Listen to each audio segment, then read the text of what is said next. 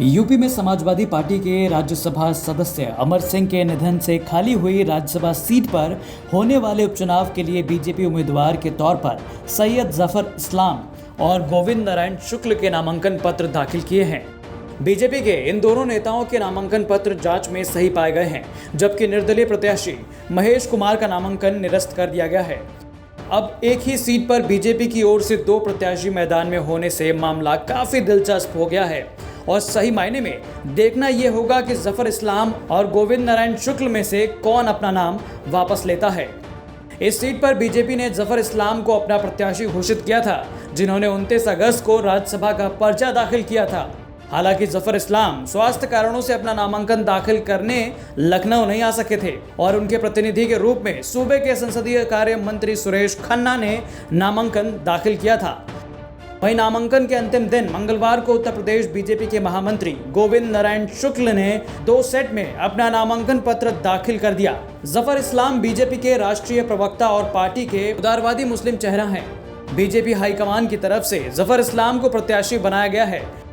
माना जा रहा है कि ज्योतिरादित्य सिंधिया को कांग्रेस से बीजेपी में शामिल कराने के इनाम के तौर पर उन्हें प्रत्याशी बनाया गया है, क्योंकि उन्होंने बहुत ही खामोशी के साथ मध्य प्रदेश में ऑपरेशन लोटस को अंजाम दिया था। राजनीति में आने से पहले जफर इस्लाम एक विदेशी बैंक के लिए काम करते थे। 7 साल पहले वो प्रधानमंत्री नरेंद्र मोदी से प्रभावित होकर बीजेपी में शामिल हुए थे। बीजेपी में पार्टी द्वारा उन्हें अपना राष्ट्रीय प्रवक्ता पद का प्रभार सौंपा गया। जफर इस्लाम स्वभाव से मृदुभाषी हैं और उनका पीएम मोदी के साथ भी अच्छा संबंध बताया जाता है। ऐसे में जफर इस्लाम से नामांकन वापस कराने का सवाल ही नहीं बनता है। राजनीतिक गलियारों में बीजेपी द्वारा गोविंद नारायण शुक्ल का नामांकन पत्र दाखिल करने को लेकर तमाम चर्चाएं जोरों पर हैं। गोविंद नारायण शुक्ल बीजेपी के पुराने कार्यकर्ता हैं, जो मौजूदा समय में यूपी बीजेपी संगठन में महामंत्री हैं। वो अमेठी से आते हैं और ब्राह्मण समुदाय से हैं। गोविंद नारायण शुक्ला के नामांकन के जेपीएस राठौर समेत बीजेपी के कई नेता उपस्थित थे।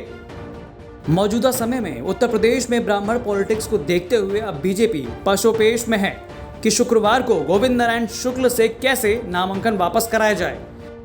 अब शुक्रवार को नाम वापसी की तारीख है। बीजेपी प्रदेश अध्यक्ष स्वतंत्र देव सिंह ने पत्रकारों से कहा कि दूसरा नामांकन केवल औपचारिकता के लिए कराया गया है, जबकि चर्चा ये भी है कि पार्टी में ब्राह्मण लॉबी के दबाव के चलते ये फैसला लिया गया है। वैसे भी 4 सितंबर को नाम वापसी के दिन तस्वीर साफ हो जाएगी और तय हो जाएगा कि इन दोनों में से कौन प्रत्याशी उच्च सदन जाएगा। ब्यूरो रिपोर्ट, यूपी तक।